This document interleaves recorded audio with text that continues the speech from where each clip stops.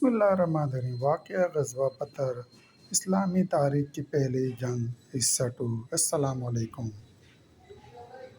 یوم فرقان یعنی غزوہ بدر 17 رمضان 2 ہجری 13 مارچ 624 عیسوی۔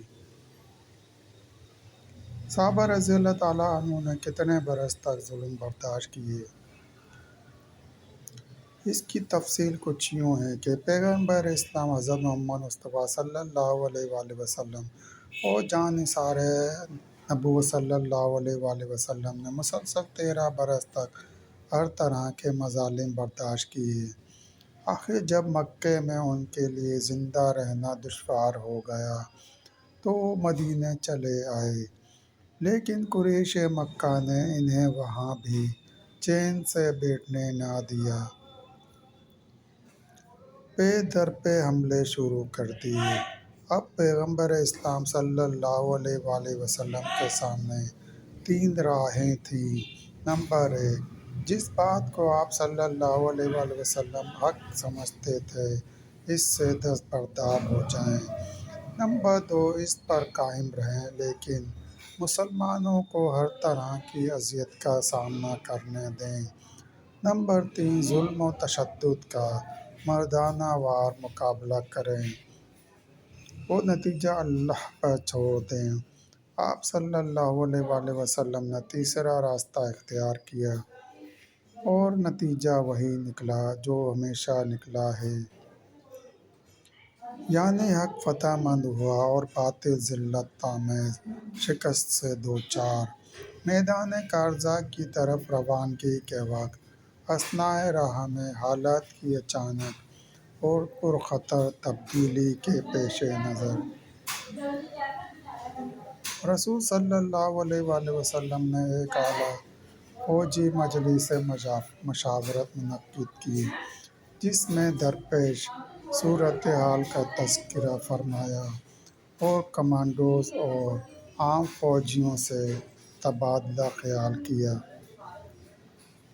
اس موقع پر جانثاران اسلام صحابہ رضی اللہ تعالیٰ عنہ نے بھرپور جرأت و استقامت اور عزیمت کا اظہار کیا۔ صحابہ رضی اللہ تعالیٰ عنہ کی دونوں جماعتوں، انصار رضی اللہ تعالیٰ عنہ اور مہاجرین رضی اللہ تعالیٰ عنہ کے نمائندوں نے حق پر استقامت اور جان نثاری و فداکاری کے جن جذبات کا اظہار فرمایا ان میں سے کچھ پیش خدمت ہیں۔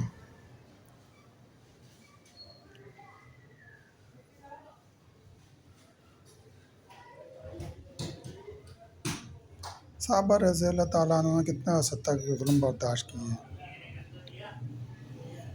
مجلس مشاورت میں قافلہ حق کے اول مسلمان، السابق الاول سیدنا صدیق اکبر رضی اللہ تعالیٰ عنہ نے نہایت والہانہ انداز میں اظہار جان نثاری فرمایا اور بصر و چشم آپ صلی اللہ علیہ وآلہ وسلم کا حکم قبول کیا اور مال و جان سے اطاعت کے لیے کمر بستہ ہو گئے۔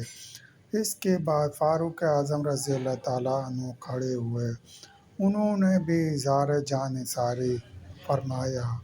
بعد ازاں مقداد بن اسود رضی اللہ تعالیٰ عنہ کھڑے ہوئے، جس کی تفصیل کچھ یوں ہے کہ امام الانبیاء رسول صلی اللہ علیہ وآلہ وسلم جب مقام دفران پہنچے تو وہاں قیام فرمایا۔ اسی مقام پر یہ اطلاع ملی کہ قریش کا لشکر بڑی شان و شوکت کے ساتھ بڑھا چلا آ رہا ہے تاکہ وہ اپنے قافلے کا بچاؤ کر سکے۔ اس اطلاع نے صورتحال بدل کر رکھ دی۔ پہلے مسلمان ابو سفیان کے تعاقب میں بڑھے چلے آ رہے تھے، اب اچانک معلوم ہوا کہ قافلہ تو بچ کر نکل گیا ہے اور قریش مکہ ایک لشکر جرار کے ساتھ بڑھے چلے آ رہے ہیں۔ اس لیے اس مقام پر رسول صلی اللہ علیہ وآلہ وسلم نے مجلس مشاورت منعقد کی اور مہاجرین، انصار اوس خروج کے قبائل کو اس مجلس میں شمولیت کی دعوت دی۔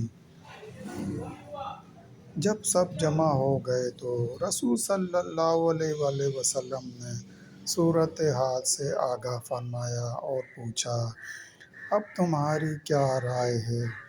اس موقع پر سب سے پہلے صدیق اکبر رضی اللہ تعالیٰ عنہ اٹھے اور بڑی خوبصورت گفتگو کی۔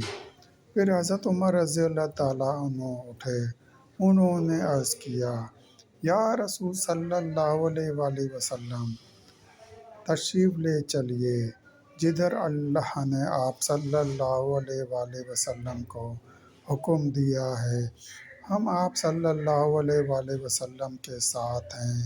باخدا ہم آپ صلی اللہ علیہ وآلہ وسلم کو وہ جواب نہ دیں گے جو جواب بنی اسرائیل نے حضرت موسیٰ علیہ السلام کو دیا تھا کہ جائیے آپ اور آپ کا خدا اور ان سے جنگ کیجیے، ہم تو یہاں بیٹھے ہوئے ہیں۔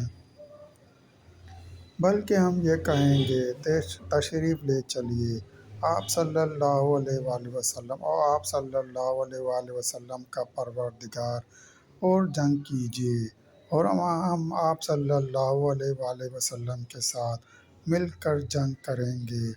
اس ذات کی قسم جس نے آپ صلی اللہ علیہ وآلہ وسلم کو حق کے ساتھ مبعوث فرمایا ہے، اگر ہمیں برق الغمات تک بھی لے جائیں تو ہم آپ صلی اللہ علیہ وآلہ وسلم کے ساتھ چلیں گے، اور آپ صلی اللہ علیہ وآلہ وسلم کی حمایت میں دشمن کے ساتھ جنگ کرتے جائیں گے، یہاں تک کہ آپ صلی اللہ علیہ وآلہ وسلم وہاں پہنچ جائیں۔ دوستو، سلسلہ بھی جاری ہے۔ مزید واقعے سننے کے لیے چینل کو سبسکرائب کریں اور گھنٹی کے نشان کو لازمی پریس کریں۔ لائک کریں، شیئر کریں۔ دوستو، ویڈیو دیکھنے کا شکریہ۔